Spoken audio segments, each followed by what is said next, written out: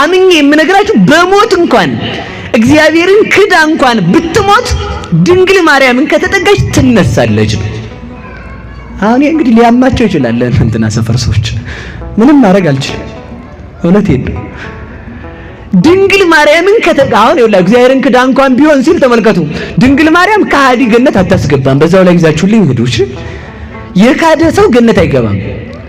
እንግዲህ ተመልከቱ እባብ የሚፈራት በትር ምንድናት ከተባለ ተመልከቱ አንድ ሰው ነበረ ሁላችሁም የምታውቁት ምን የሚል ከተባለ እመቤታችንን እየዘከረ የሚኖር ሰው ነበረ ይላል። ማንን እየዘከረ ባሉ እንጂ ከዚያ ሀብቱ አለቀ። ሀብቱ ሁሉ ሲያልቅ ሰው ወደማያውቀው ሀገር መሰደድ ነው የተነሳው። በለመንኩበት ሀገር ድሃ ሆኜ ይቅርታ በሰጠሁበት ሀገር ድሃ ሆኜ ባበደርኩበት ሀገር ተበድሬ በከበርኩበት ሀገር ተዋርጄ ባበላሁበት ባጠጣሁበት ሀገር ፍርፋሪ ለቅሜ አልኖርም። የሰው ፊት እሳት ነው። ሰው ወደማያውቀኝ ሀገር ሄጄ ልለምን አለ። ተመልከቱ እንዲያ ብሎ ሀብቱ ሲያልቅበት ተነስቶ ሄደ። ሁላችሁም የምታውቁት ታሪክ ነው።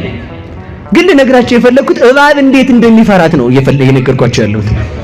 ከዛ መጨረሻ ላይ ያ ሰውዬ ሀብቱን ጥሎ ሲሄድ ሰይጣን አገኘው።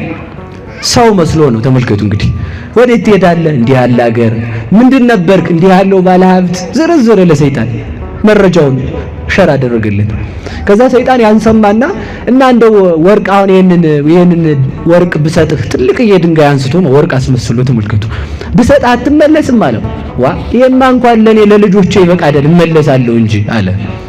ከዛ ተመልከቱ ስላሴን ካደ፣ ቅዱሳንን ካደ፣ መላእክትን ካደ። ማን ተረስታ ነበር? እባብ የሚፈራት በግ እንጂ ማን ተረስታ ነበር? ወርቁን ይዞ ትንሽ ገደም እንዳለ ልፍ እንዳለ ተመልከቱ።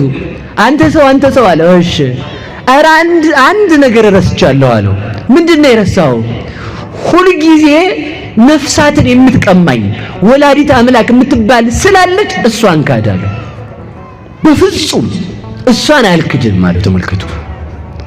ስላሴን ክዶ መንግስተ ሰማያት መግባት አይቻልም። መላእክትን ክዶ መንግስተ ሰማያት መግባት አይቻልም። ቅዱሳንን ክዶ መንግስተ ሰማያት መግባት አይቻልም። ይቻላል የሚልም መጽሐፍ የለም። ስለዚህ ምንድነው ያደረገው? ከዚያም በኋላ እመቤታችንን ካድ ሲለው አልክድም ሲለው ወርቅ ባስመሰለው ድንጋይ ራሱን ብሎ ገደለው ይላል። ያንዳንድ ሰዎች ፍቅር እንደ ሰይጣን ፍቅር ያለ ነው። ሰይጣን ከፍቅሩ የሚቀድመው ጠቡ ነው ይላሉ ሊቃውንት። እስኪ በሉ ሰይጣን በሉ ከፍቅሩ ጠቡ ይቀድማል። ሰዎቹ ተጋብተው በሶስተኛው ቀን ገንዘብ ክፍፍል የሚገቡት ጠባቸው ስለሚቀድም ነው። የዚህ ዓለም ፍቅር ጠብን ያስከትላል። የእግዚአብሔር ፍቅር ግን ጠብን አያስከትልም። እግዚአብሔር ከወደደን ወደደን። ስለዚህ ተመልከቱ መጨረሻ ላይ ምንድነው ያደረገው? በዚያው ድንጋይ ሲገለው ያ ነፍስ ስላሴን ስለካደ ተፈረደበት። ያ ሰው አልምርም አሉ ስላሴ። መላእክትም እኔም ቅዱሳንም ተክደናል አይገባም ሲሉ እመቤታችን ነበረች መጣችው። እስኪ በሉ ማን መጣች? በሉ እባብ የሚፈራት ነው የምትሉ ማን መጣች? ፈርቷት ነበር መጣች። አሁን መጣ ምንድነው ያለችው? እባክህ ልጄ ይችን ነፍስ ማርልኝ ስትል ይችማ እኔንም ቅዱሳንንም ክዳለች አልምርም ሲላት ምንድነው ያለችው? እባክህ ልጄ ለዘጸዋ ስመኪ ወለዘ ገብረ ተስካረኪ ስምሽን ለጠራ ዝክርሽን ለዘከረ በስምሽ ቀዝቃዛ ውሃ ለሰጠ ሰው እምራለሁ አላልክም ወይ? ቃልህ ይታበላል ወይ አለችው። በዚያውም ላይ ምን አለችው መሰላችሁ?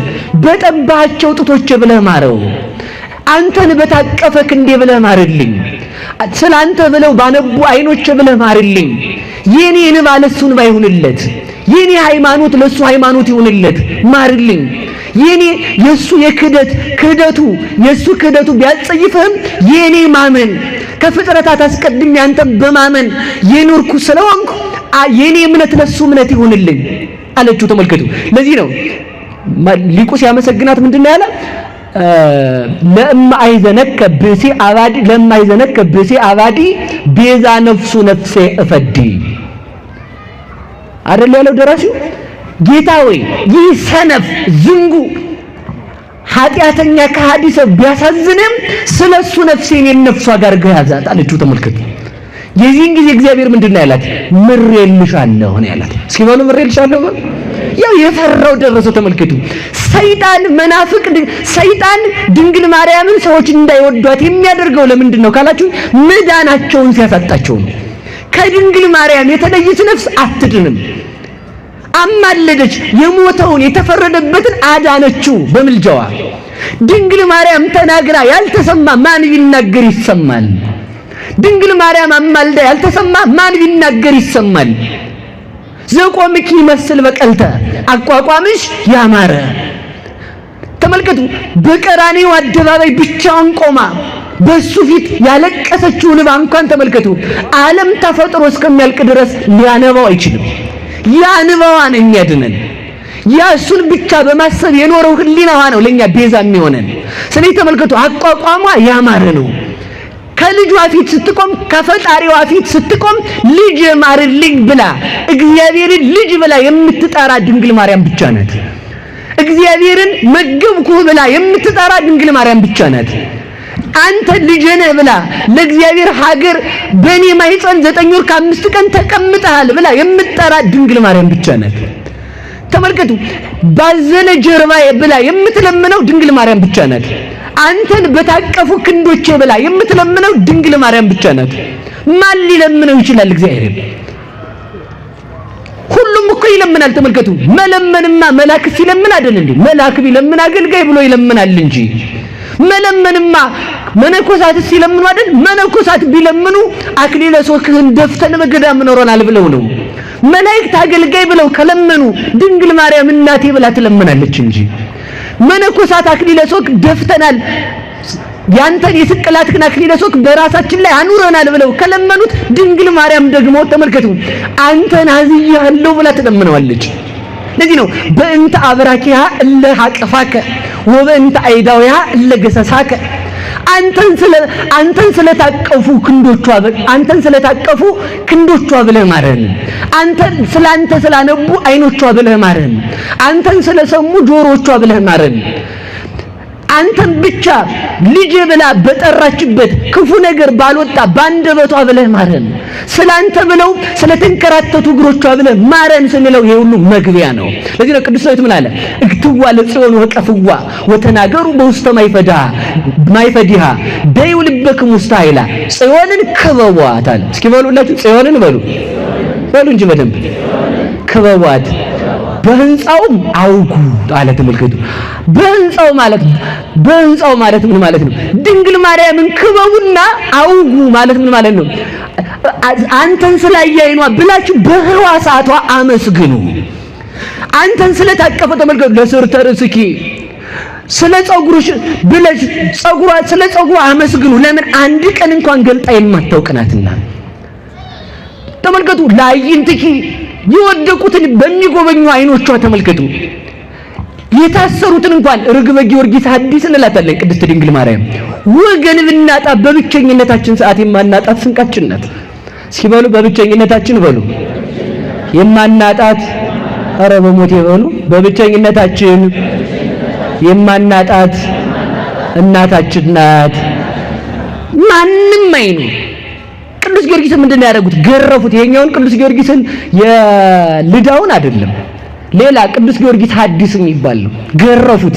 ከገረፉ በኋላ ሰውነቱን ሰነጣጥቀው እስር ቤት ውስጥ ተመልከቱ። ቁስሉን በእጁ እንኳን እንዳይነካ እጁን ወደ ኋላ አስረው አይኑን አጥፍተው አስቀመጡት። የዚያን ጊዜ የተገኘች አንድ ርግብ ነበረች። መስኮቱን ከፍታ ገብታ በክንፎቹ አይኑን አራግባ አይኑን አብርታለት ሰውነቱን የቆሰለውን ሰውነቱን በክንፎቿ ዳሳ አይኑን አብርታለት ወጣ ይችላል። ያቺ ማናት ካልከኝ ድንግል ማርያም ናት። ስንቆስል የማትለየን ድንግል ማርያም ናት። ስንታሰር የማትለየን ድንግል ማርያም ናት። በኃጢአት ታስረን እንኳን ዛሬም ልጆቿ ነን። ወደ ሁላችን ትምጣልን እመቤታችን፣ ወደ ሁላችን ትምጣልን። ስለዚህ ተመልከቱ መጨረሻ ላይ ማረላት። ሲምርላት ምንድን ያለችው መሰላችሁ? ከማርክልኝ አስነሳልኝ አለችው። ማንን ክዶ መንግስተ ሰማያት መግባት አይቻልም? በሉ ተናገሩ እንጂ። እባብ የሚፈራት በትር አሁን አመለጠ አላመለጠም? እባብ ይፈራታል። ይችን በትር ነው የሚፈራት። በዚህች በትር ተመልከቱ። ያቺ በትር ያንን እባቡን ተመልከቱ፣ ቀጥቅጣ ለሲኦል የተፈረደውን ሰው ለመንግስተ ሰማያት የምታበቃው በትር ናት። ማንም ወዳጅ በሌለን ሰዓት የምናገኛት ምርኩዛችን ናት። ጠላት በተነሳብን ጊዜ እባብን የምንቀጠቅጥባት በትር ሃይማኖታችን ናት።